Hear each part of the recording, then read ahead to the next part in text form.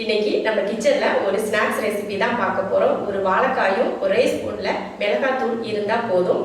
ரொம்ப சிம்பிளா ஒரே நிமிஷத்துல ஸ்நாக்ஸ் பண்ணிடலாம். யோசிக்கிற டைம்ல அந்த ஸ்நாக்ஸ் பண்ணிடலாம். வாங்க எப்படி பண்ணலாம் அப்படிங்கிறத பார்க்கலாம்.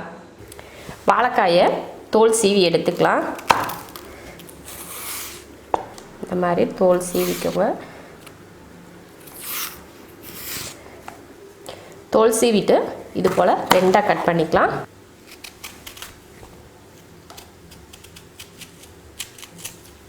இது போல் கட் பண்ணி எடுத்துக்கலாம். இது போல் கட் பண்ணி எடுத்துட்டு நம்ம ஸ்லைசர் வச்சு சீவினோன்னா ரொம்ப மெல்லிஸாக வந்துடும். நம்ம பஜ்ஜிக்கு போடுற மாதிரி அந்த மாதிரி இல்லாமல் இந்த அளவுக்கு கொஞ்சம் தடியாக இருக்கிற மாதிரி கட் பண்ணி எடுத்துக்கணும்.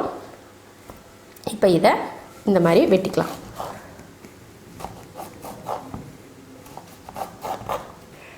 வாழைக்காயை இது போல் கட் பண்ணி எடுத்தாச்சு. எண்ணெய் நல்லா காஞ்சிருச்சு. இதில் வாழைக்காயை போட்டுடலாம்.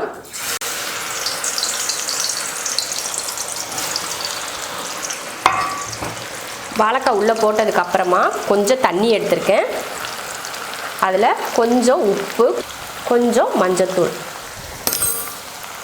கலந்து இதில் ஊற்றிடலாம். அப்போ தான் உப்பு பிடிக்கும், அதுக்காக தான். தண்ணி இதில் ஊற்றுறதுனால நம்ம காய் இருக்கிறப்ப தான் தண்ணி ஊற்றுறோம், அதனால அதிகமாக வெடிக்காது. இந்த வெறும் எண்ணெயில் மட்டும் நீங்கள் இந்த மாதிரி தண்ணியை கலந்து ஊற்றுனீங்கன்னா தான் பட்டுன்னு வெடிக்கும், கை கால்லாம் தெரிச்சிரும். அதனால் அந்த மாதிரியெல்லாம் ஊற்றிடாதீங்க. இப்படி ஊற்றுறதா இருந்தாலுமே பார்த்து பொறுமையாக ஊற்றணும். நீங்கள் பாட்டுக்கு எடுத்தேன் கம்த்தேன்னு ஊற்றிடாதீங்க. நல்லா மொறுன்னு வரட்டும், அதுக்கப்புறம் எடுத்துக்கலாம். நல்லா மொறுன்னு வந்துருச்சு. பார்த்தாலே இந்த சத்தத்துலேயே தெரியுது நல்லா மொறுப்பாக வந்துருச்சுன்னு. இப்போ எடுத்துடலாம். நல்லா எண்ணெயை வெடிச்சிட்டு மாற்றிக்கலாம். பார்த்திங்கன்னா எப்படி சத்தம் கேட்குது பார்த்தீங்க. மொறுன்னு இருக்கிறதுனால தான் இந்த மாதிரி சத்தம் கேட்குது. அடுத்து இந்த எண்ணெய் வீணாலாம் ஆகாது. அடுத்து நம்ம சமையலுக்கெல்லாம் யூஸ் பண்ணிக்கலாம். குழம்பு தாளிக்க, பொரியல் தாளிக்கிறதுக்கெலாம் இந்த எண்ணெயை யூஸ் பண்ணிக்கலாம், எதுவும் ஆகாது. அதே போல் எண்ணெய் வீணாகுதுன்னு நினச்சிக்காதீங்க. லாஸ்ட்டாக கொஞ்சம் கருவேப்பிலை பொரிச்சுக்கலாம். அவ்வளோதான், எடுத்துடலாம். இப்போ ஸ்டவ் ஆஃப் பண்ணிக்கலாம்.